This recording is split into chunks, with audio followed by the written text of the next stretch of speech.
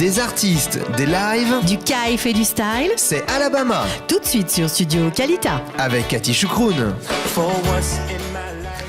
Et oui, nous sommes avec des artistes aujourd'hui pour Alabama. C'est Anaëlia à ma gauche. Bonjour Anaëlia. Bonjour Cathy. On est ravis de t'accueillir aujourd'hui. Et puis vous la voyez à l'image, elle s'appelle Rebecca Arkiamar, elle est harpiste. Elle va accompagner Anaëlia sur certains titres. Alors, de la musique, oui, mais pas n'importe quelle musique. D'abord, évidemment, influencée par la musique indienne, classique, africaine, par le gospel, le jazz, bref, un peu tout. Le blues. Le blues aussi, évidemment. Ça fait combien de temps que tu chantes, Anaëlia? Voilà, attends, il faut que je calcule.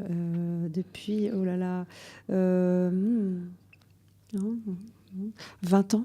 20 ans, 25 ans, quelque 20 chose ans. comme ça. Alors, ça a été long à prendre la décision. On voit aujourd'hui que tu as l'apparence d'une femme religieuse. Donc, on imagine que c'est pas évident de faire carrière dans la chanson. Surtout que tu as commencé en France à chanter de façon professionnelle. Tout à fait. C'était simple, c'était compliqué. J'étais pas religieuse. À l'époque. Ouais, ok. J'étais pas chômeur et mitzvot. J'étais une Parisienne. Voilà, donc c'était pas difficile, non. Je chantais de la chanson française principalement, dans les bars, dans les théâtres, dans la rue. Alors, tu es auteur-interprète. Compositeur aussi. Aujourd'hui, Oui, tu es aujourd'hui. devenu compositeur. À l'époque, tu ne l'étais pas. Non. C'est simplement après avoir fait Tchouva que tu as écrit tes propres musiques. Que j'ai reçu mes musiques, oui, qui sont composées essentiellement sur des prières. Et en fait, je crois que c'est vraiment la relation à la lettre hébraïque et au verset qui m'ont permis de recevoir ma musique. Ok. Ouais.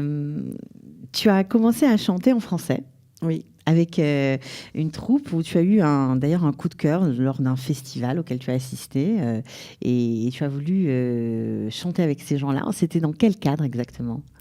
Alors, c'était le festival des rencontres de la chanson francophone à Salon de Provence, qui regroupait donc des personnes de Suisse, du Canada, de Belgique, de France, enfin de tous les pays francophones, avec des profs extraordinaires, africains, brésiliens, français, dans tous les styles. Et là-bas, j'ai rencontré effectivement des élèves qui étaient en fin de parcours de 2 ans à l'école de la chanson de Paris, aux ateliers de la chanson de Paris, pardon, qui venaient présenter leur tour de chant. Et quand j'ai entendu parler de cette école qui était dans le 20e arrondissement à Paris, et moi j'habitais le 20e arrondissement à Paris, et j'ai dit moi je veux faire ça. Voilà. Ah. Moi aussi je veux rentrer dans cette école, et je vais laisser tomber ce que je suis en train de faire et je vais y aller, quoi.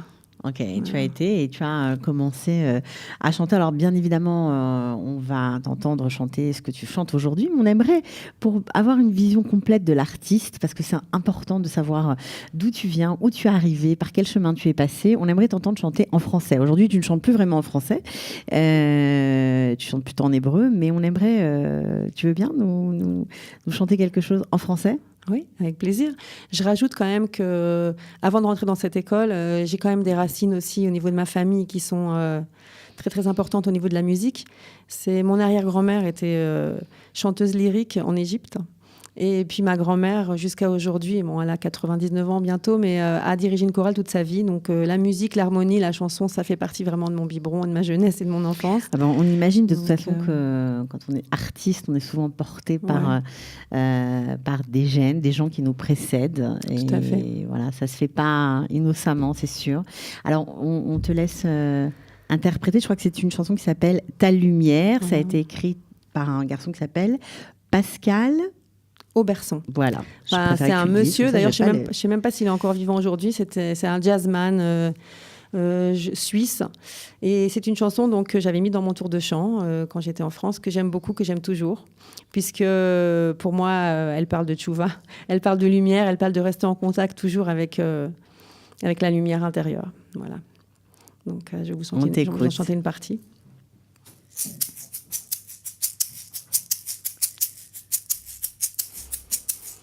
T'as l'impression que tout va mal, que tout va partir en fumée. T'as les yeux d'un animal battu, traqué, fourbu, blessé.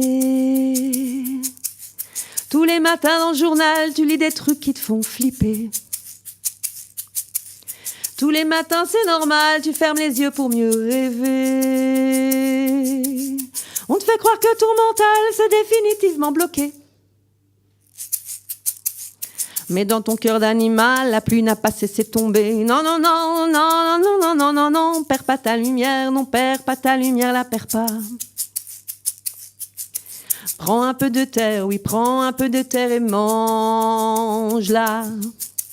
Après chaque hiver, oui, tu sais que le printemps reviendra.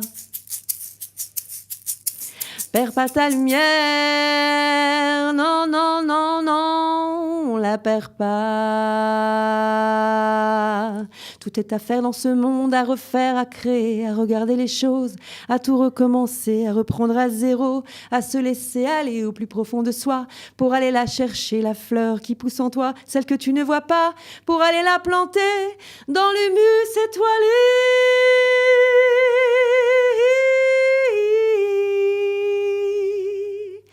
Et tout recommencera. Encore une fois. Bravo Anaëlia, c'était vraiment un moment, on peut applaudir, un moment sympa et vraiment, c'est incroyable comme les paroles, quand on te voit aujourd'hui, te collent à la peau. C'est dingue. Je me suis toujours sentie très très connectée à cette chanson et je l'aimais beaucoup. On comprend pourquoi, puisque le sens paraît assez clair, le renouveau, recommencer. Alors, comment on décide quand on commence une carrière comme ça de chanteuse en France, puisque ton dernier tour de chant était, je crois, au Théâtre de Châtelet. Au Théâtre du Tourtour. Du Tourtour au Châtelet. Plus petit que le Théâtre du Châtelet. Oui. J'ai pas été jusqu'à au là. Châtelet, au Théâtre du Tourtour, Ouais. voilà. Où tu faisais un tour de chant, où tu chantais un peu tout, et en yiddish, en hébreu, en français. Comment on passe de là à tout quitter, venir s'installer en Israël et recommencer quelque chose de complètement différent? En fait, je crois que après, je me suis aperçue que j'avais fait un peu le tour en fait à Paris, que je me trouvais pas vraiment. Mais en fait, durant ce concert que j'ai fait, j'avais invité des professionnels à venir m'écouter pour trouver un peu d'autres pistes, d'autres portes, puis avoir un feedback. Et une des personnes qui est venue, qui faisait partie d'une troupe de comédie musicale juive, m'a dit clairement, c'est super, mais on ne sait pas du tout où s'asseoir. Ça veut dire comment on te vend. C'est trop éclectique, t'es pas un vrai produit. Alors moi, au début, j'ai eu une réaction comme ça. De toute façon, non, je ne suis pas un produit, d'accord, mais ok. En tout cas, ce que ça m'a fait révéler, cette parole, c'est que je me suis dit, il faut que je me trouve, quoi. Il faut que je trouve ma voix, il faut que je trouve vraiment vers quoi, qu'est-ce que je veux vraiment chanter, qui je suis. Voilà. Et dans ce qui je suis, d'abord, il y avait l'évidence que la chanson avec laquelle j'ouvrais, qui était Shalom Aleichem a cappella, la chanson de Shabbat, quand je chantais cette chanson, j'avais une autre voix. J'avais une connexion beaucoup plus ample, beaucoup plus large, beaucoup plus profonde avec le chant et avec ma voix. Donc, j'ai suivi cette intuition-là. Et puis, j'ai une de mes profs de chant indien qui m'a parlé du chant indien. De chant indien. Oui, j'ai fait 2 stages avec elle de chant indien. Parce que je voulais apprendre tous les styles. Ça m'a passionnée. Et donc, elle m'a parlé comme ça, au détour d'un couloir, d'une école de musique orientale à Jérusalem. Donc, c'est le chant indien qui t'a mené à Jérusalem. Ouais, la rencontre avec Jacqueline Chollet,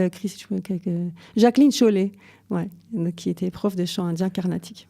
Donc, il y avait une école, on va dire, de chant oriental à Jérusalem. Donc, ni une ni deux, t'as pris tes clics et tes claques. Et plutôt que d'aller en Inde, t'es venue à Jérusalem. Ouais, j'ai hésité un petit moment. Et puis, je me suis dit, non, je vais aller voir parce que ça me paraît vraiment passionnant. J'avais trouvé le programme et on y enseignait les Ta'amim Amikra pour lire la Torah, Benoussar Sfaradi, aussi aux femmes. Et plus... les percussions, la danse Boukhari, enfin plein de choses qui m'ont rendue très curieuse. Quoi d'autre?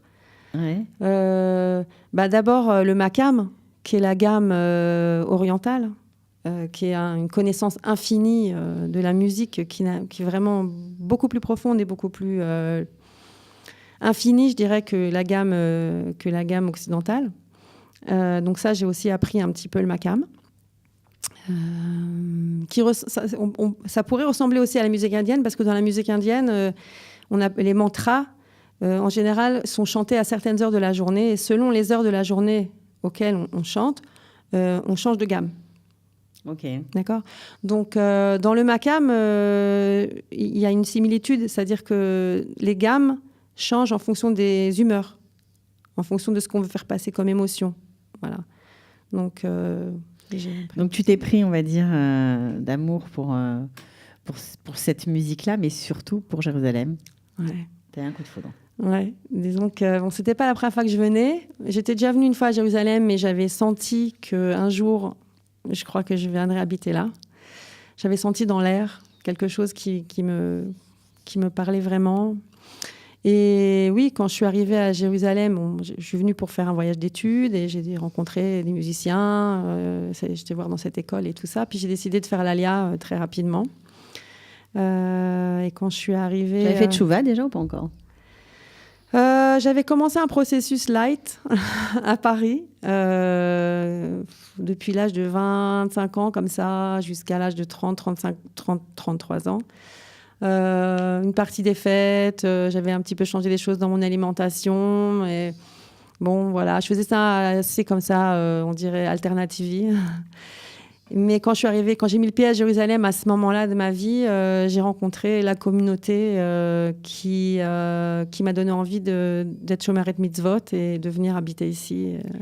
Et la communauté dont tu parles, évidemment, c'est celle de Karl Bach. Voilà, exactement. J'ai pas eu la chance de le rencontrer, mais j'ai vraiment eu la sensation que je le rencontrais à travers des gens qu'il avait connus et à travers des gens qui étudiaient ses Torot et chantaient ses chansons. Et voilà. Anachlaot. Anachlaot. Tu vis toujours Je vis toujours Anachlaot. Bon, tu fais plein de choses. Tu chantes, tu fais de la musique, tu écris, tu composes, mais tu fais aussi des ateliers pour femmes. Tu fais de la thérapie par la voix, mais ça, on va en reparler. Alors, tu n'es pas venue seule aujourd'hui, tu es venue avec Rivka. Bonjour Rivka. Harpiste talentueuse, on va l'écouter tout de suite. Et donc, je vous propose de nous interpréter les manchins. Voilà, puisqu'on est bientôt à la veille de Kippour, donc une fila qu'on entend le soir de Kippour dans la Neila. Voilà, on vous écoute tout de suite avec impatience.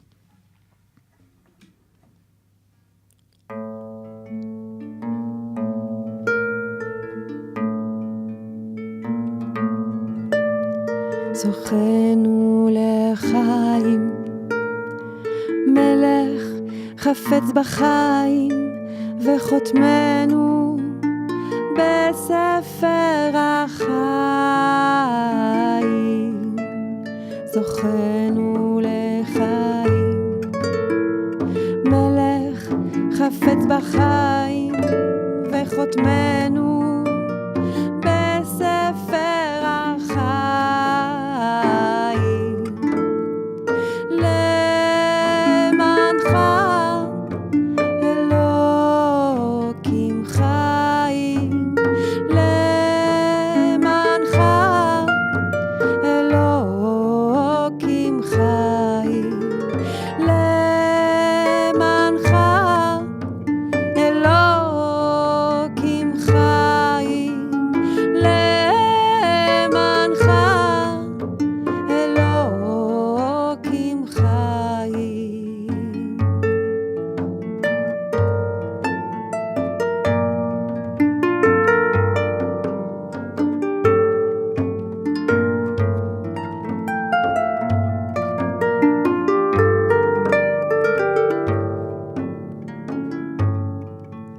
זוכנו לחיים, מלך חפץ בחיים, וחותמנו בספר החיים. חותמנו לחיים, מלך חפץ בחיים, וחותמנו בספר החיים. למענך אלוקים חיים,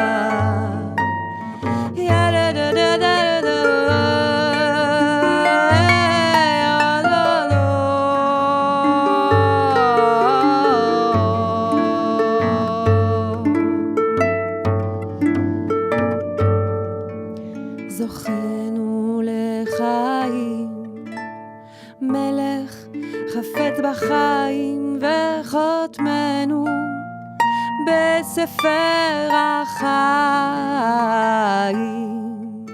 זוכנו לחיים, מלך חפץ בחיים וחותמנו בספר החיים.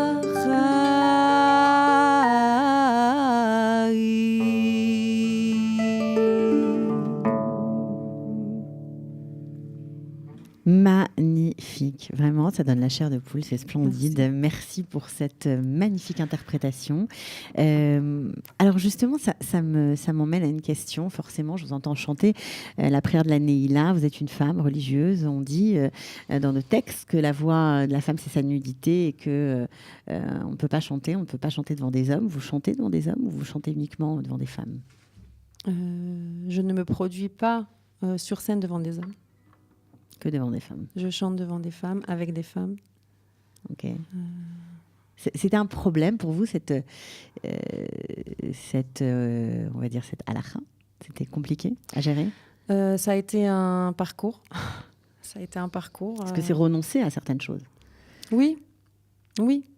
Au début, ça a été évident parce que je me sentais pas vraiment à ma place dans cet endroit de regardez-moi, applaudissez-moi, je vous montre tout ce que je sais faire comme femme. Enfin, une partie de qui je suis, parce que je savais pas exactement encore qui j'étais vraiment, mais j'étais pas à 100% à ma place dans cet endroit-là.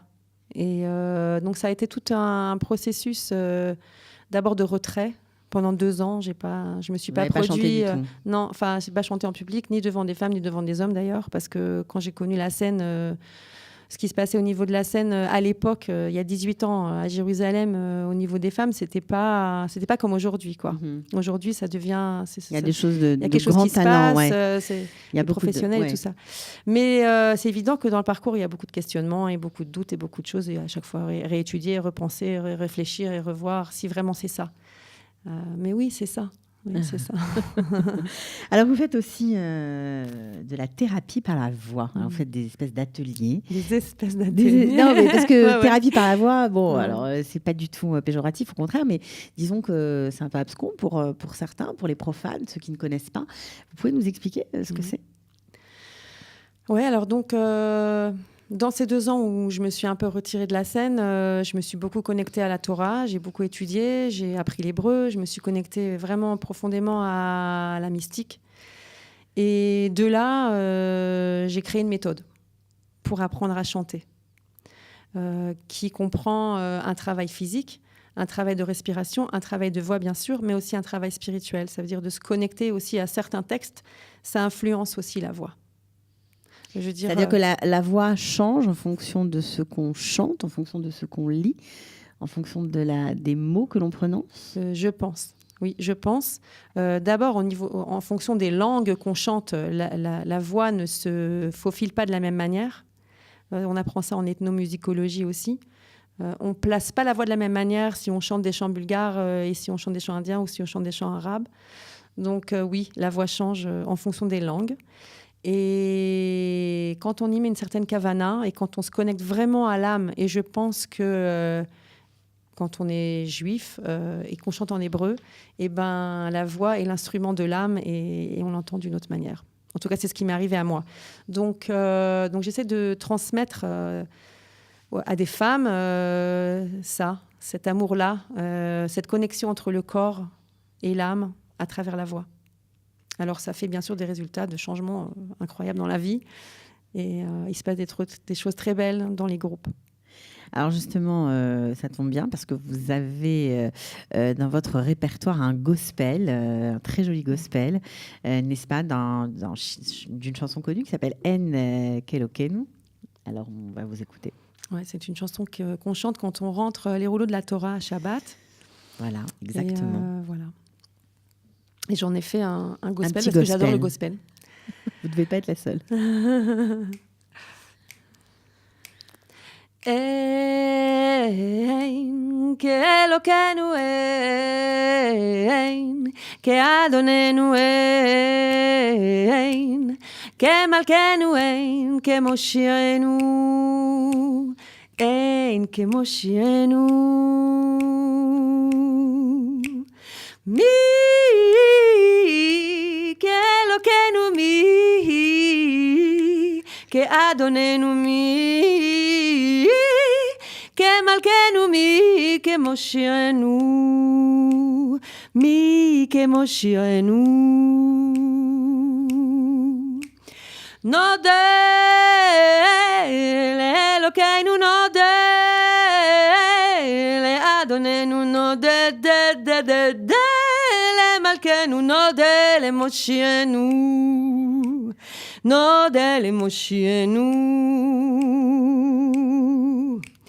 ברוך ברוך אלוקינו, ברוך אדוננו, ברוך מלכנו, ברוך מושיענו, ברוך מושיענו.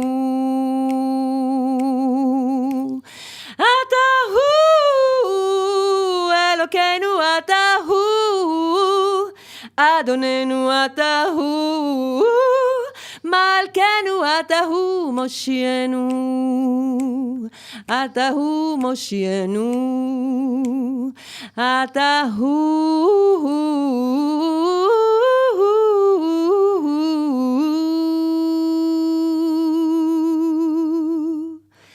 אתה הוא מושיענו.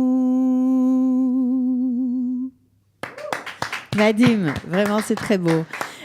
Bon, alors on n'imagine pas le jour où on verra des gens dans la foule sortir les rouleaux de la Torah avec cette chanson, mais pourquoi pas? On sait pas. La vie Sait jamais. La vie est pleine de On surprises. sait jamais. Il y a le Rav Karlibar qui disait toujours You never know, you never know. Voilà. Alors, de quelle tendance vous êtes, Anaëlia? Ah, de quelle tendance je suis? C'est dur, hein, c'est dur ces questions qui mettent les gens dans les boîtes. Quand on me demande ça, oui, de quelle boîte je suis très touchée par la chassidoute. Ouais. Toutes les chassidoutes, tout ce qui vient de Pologne, parce que j'ai des racines aussi polonaises aussi. Je sais pas, j'aime bien la tendance qui s'appelle moderne orthodoxe là, pour les Américains. Voilà, j'aime bien parce que c'est en même temps orthodoxe et moi c'est vrai que j'ai un tempérament plutôt orthodoxe, mais j'aime bien aussi le côté moderne parce que il y a un renouveau, parce que les femmes ont une place aussi dans ce courant-là. Les femmes ont une place aussi. C'est pas juste les femmes derrière et les hommes devant. On est chacun les uns à côté des autres avec une méritza, mais on est quand même les uns à côté des autres, quoi. Les femmes ont une place. Les femmes peuvent aussi voir ce qui se passe quand on lit la Torah. Les femmes peuvent chanter à la synagogue ensemble avec les hommes des textes sacrés. Voilà, moi, je pourrais pas prier ailleurs, quoi. Je veux dire, si je vais prier, c'est pour chanter, c'est pas pour juste me taire et écouter, quoi. Mm-hmm.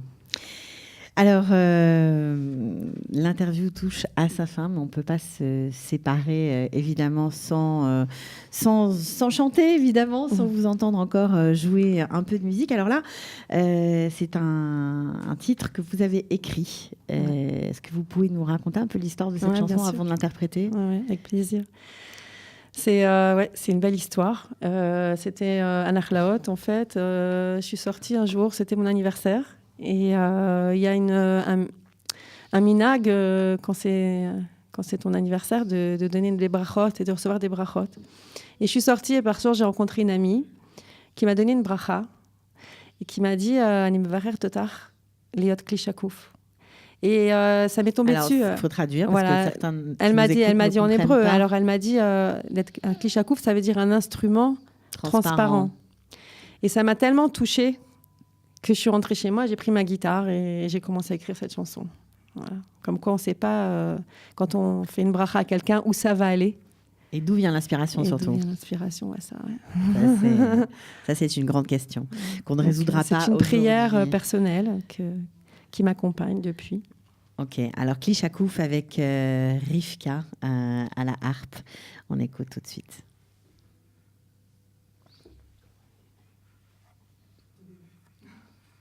Ah oui.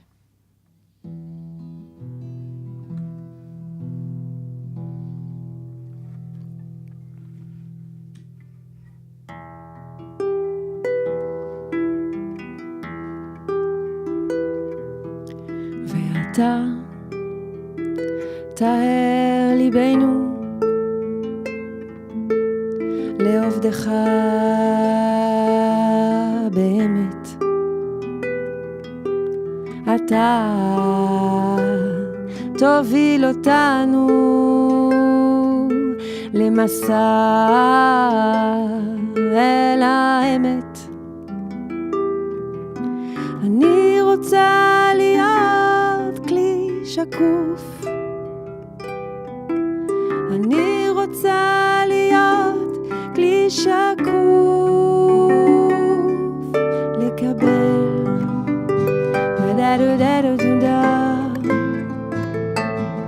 ולהכיל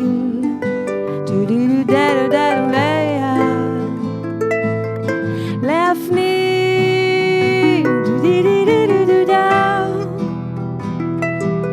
ולבשר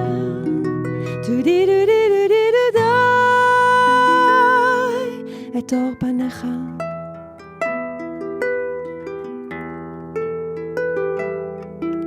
אתה בחרת בנו מכל העמים ונתת לנו את תורתך, וביום השבת נפשת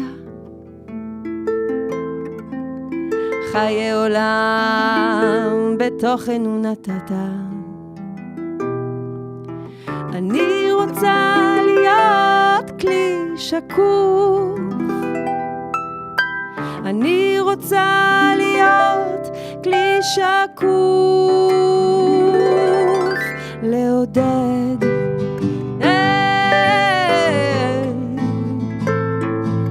ולרומם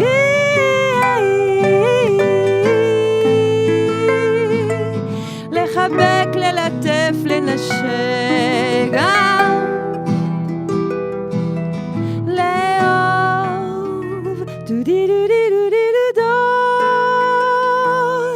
את זולתך.